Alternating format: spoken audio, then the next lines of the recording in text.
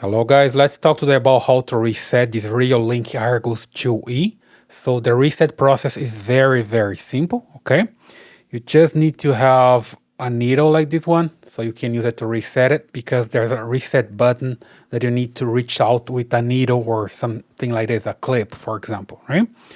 And also you can grab your cell phone, like I have mine here, so you can see the camera, it's here on my cell phone, and then I can delete it from my cell phone as well, right? So first step here, the camera is on. As you can see, the LED here shows that the camera is on. Then you need to open here the camera and find the reset button. So here we go. You can see here by the on off button, you see a reset button.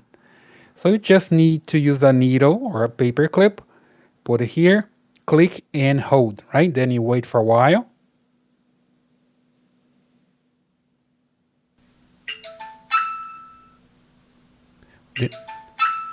Then you hear the sound and you let it go, right? So pretty simple.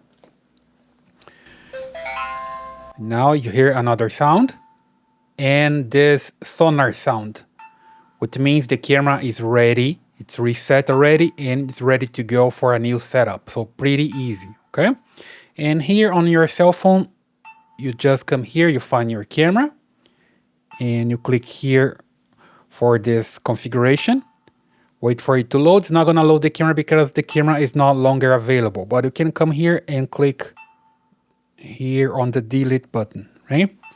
So you need to confirm, are you sure you want to delete this device?